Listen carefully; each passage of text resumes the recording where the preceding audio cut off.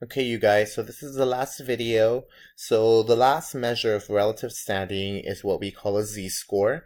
Now, z-scores are going to be very, very crucial in this class, simply because we use them a lot in statistics, and they help us find really good things about our data. Okay, so z-scores are just number of standard deviations a data point is above or below the mean. Okay, so we require that the data must be normal.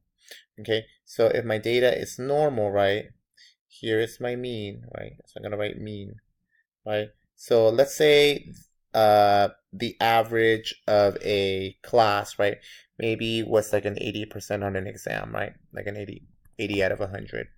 And let's say I scored a 90, okay? So how well did I do? How far away am I from everyone else? Because notice that everyone else, on average, tends to be around this area. But I scored a 90. How far away am I? Am I really, really far, or am I not as far? Because remember, standard deviation, right, can tell us how much everything is varied. So if we have a really high standard deviation, right, then maybe I didn't, everyone was basically really spread apart, right? And if I did something, if we have a very low standard deviation, right, that means I'm going to be furthest away from everyone else, okay? So let's go ahead and show you how we calculate a z-score. So a z-score is calculated two different ways. One of them is with a sample and one of them with a population. We're not going to use a sample one very much, but we are going to use the population a lot for right now. So sample, we have this formula which is z equals x minus x bar divided by s. And for population is z equals x minus mu divided by sigma. Okay, so let me just write all these words down. So x, if you remember, this is what we call x bar. This is just the sample mean. And then s is what we call the sample standard deviation. Sample standard deviation. Okay. X in this case is just a random data point, some data point that I chose. Okay. Now over here, right, this mu, if you remember, we called it mu, mu. So this is just the population mean. And this funky looking thing that kind of looks like a zero, but with like, or like an apple with a leaf, right? This is what we call sigma. And this is the population standard deviation. So if you remember, right, we have two different types, right? Because if this was the whole population, right, we quite can't observe every single possible person, right? So what we do is we take a small sample to kind of taste a little bit of what it will be. Now, the sample portion comes from here, right? And the population, right, assuming is all of this, is this one. Now, the one we're going to use is population.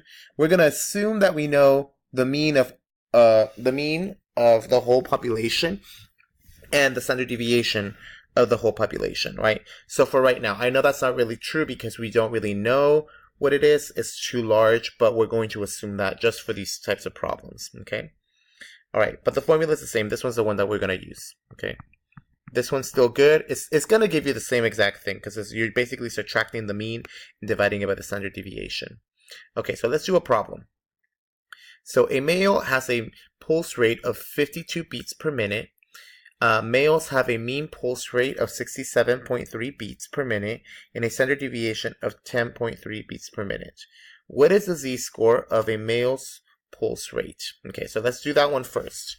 So what is the z-score of a male's pulse rate? So let's go ahead and write everything down. So I know that a z-score is calculated with z equals x minus mu over sigma.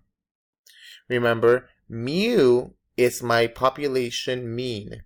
Do we know what the population mean for beats per minute is? Yes, we do, right? Because it tells us that all males have a mean pulse rate, right? So these are the keywords, mean pulse rate of 67.3. So I'm going to put here 67.3. Do we know what sigma is, our population standard deviation? Yes, we do, 10.3. And now, which data point am I looking at? So we need to know what that x value is.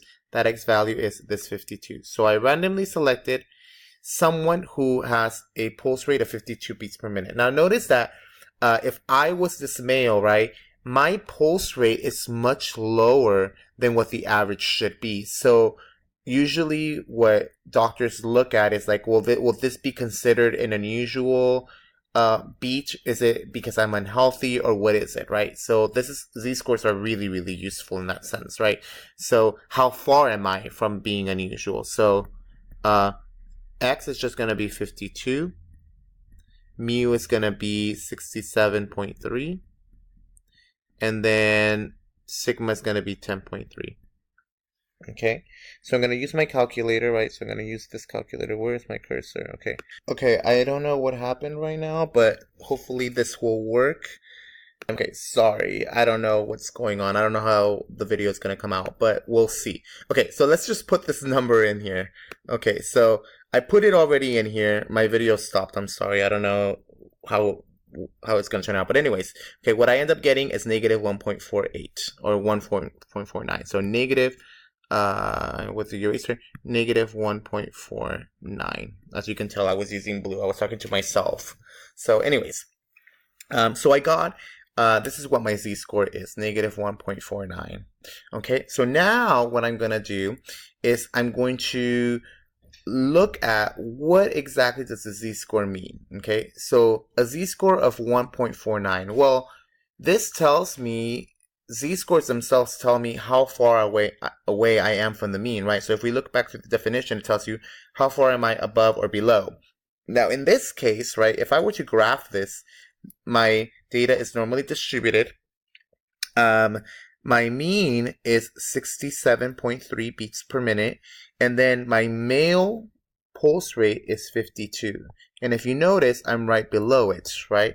So this negative sign is telling me what direction my z-score is going. Is it above the mean or below the mean? So the interpretation of the z-score is a male with a pulse rate of 52 beats per minute has a z-score of 1.49 below the mean. Okay, all right, so that's basically what we would go ahead and say. Now, what we want to go ahead and do is now determine, okay, so if this was my pulse rate, if I was actually 52, if my pulse rate was 52 beats per minute, am I considered unusual from everyone else? Because my pulse rate in this case is 52, everyone else's is around 67.3 on average. So is this considered unusual or not unusual? So if you remember what we talked about in class last time, and we said that every unusual score is between two standard deviations. So what we want to go ahead and do is look at the z-score and see, okay, well, how far away is this from the mean, right? Well, it's not quite two standard deviations, so it won't be considered unusual. So if a z-score itself is between -2 and 2, then we will say that the z-score is unusual. Since the z-score is 1.49, this will be not unusual. Okay, cool. All right. So I won't make this video longer than it should be, but will tell you that the properties of z-score. Z-scores are unitless, right? So when I go ahead and divide the numerator by the denominator, if I have beats per second over here, or beats per minute divided by beats per minute, they will cancel out. So I have no units. If a data value is below the mean, the z-score is negative. If it's above the mean, the z-score is positive, and if it equals the mean, the z-score is 0. Okay. All right, cool. Now, this last question, you can go ahead and just try to do it at home. We will do this problem in the beginning of class, so go ahead and read it. I will tell you a clue, and that's to go ahead and divide the two z-scores into 2. So find what the z-score is for 3-year-old boys and do the z-score for 10-year-old girls, and then go ahead and compare. Okay, and we'll do this in class. All right.